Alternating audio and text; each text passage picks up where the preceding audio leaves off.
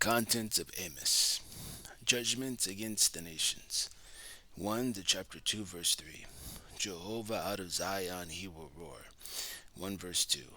Amos proceeds to warn of his fiery judgments against the nations. Damascus, Syria, has threshed Gilead with iron threshing instruments. Gaza, Philistia, and Tyre have handed over Israelite captives to Edom. In Edom itself, mercy and brotherly love have been lacking. Ammon has invaded Gilead. Moab has burned the bones of the king of Edom for lime. Jehovah's hand is against all these nations, and he says, I shall not turn it back. 1 chapter 1 verse 3, 6, 8, 9, 11, and 13. 2 verse 1. Judgment against Judah and Israel. Chapter 2 verse 4 to 16. Nor will Jehovah turn his anger back from Judah. They have transgressed by rejecting the law of Jehovah. 2 verse 4. And Israel?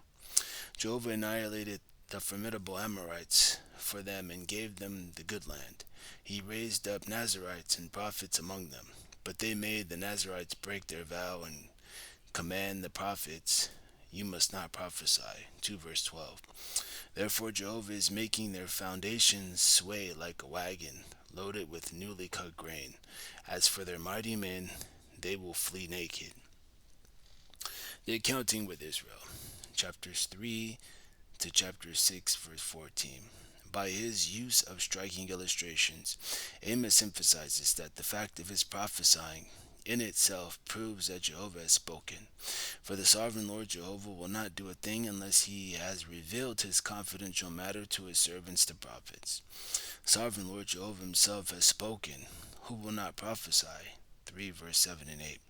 Amos does specifically prophesy against the luxury loving despoilers dwelling in Samaria. Jehovah will snatch them off their splendid couches, and their houses of ivory will perish.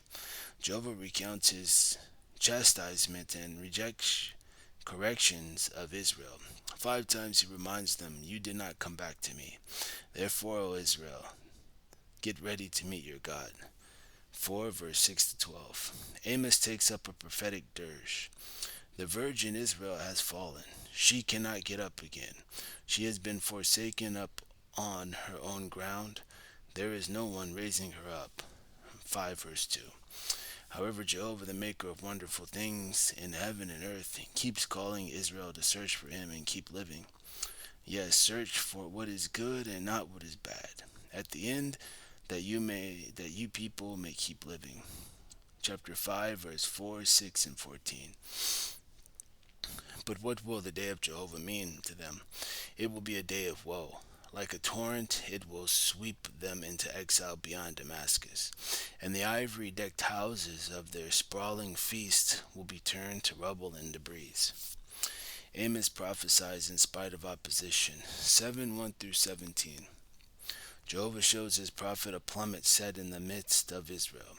There will be no further excusing. He will devastate the sanctuaries of Israel and rise up against the house of Jeroboam II with the sword. Amaziah the priest of Bethel sends to Jeroboam, saying, Amos has conspired against you. 7 verse 10. Amaziah tells Amos to go to Judah to do his prophesying. Amos makes clear his authority, saying, Jehovah proceeded to take me from following the flock. And Jehovah went on to say to me, go prophesy to my people Israel. 7 verse 15. Amos then foretells calamity for Amaziah and his household.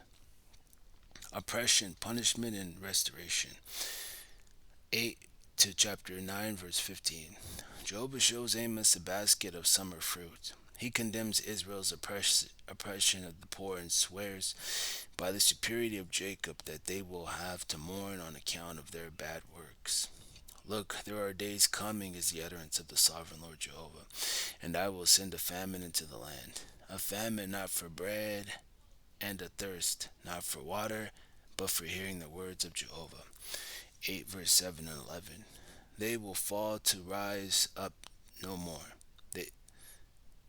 Whether they dig down into Sheol or climb up to the heavens. Jehovah's own hand will take them. The sinners of his people will die by the sword. Then a glorious promise. In that day I shall raise up the booth of David that is fallen, and I shall certainly repair their breaches. I shall certainly build it up as in the days of long ago. 9:11. So prosperous will the regathered captives become that the plowman will overtake the harvester before he can gather in his bumper crops. Permanent will be these blessings from Jehovah.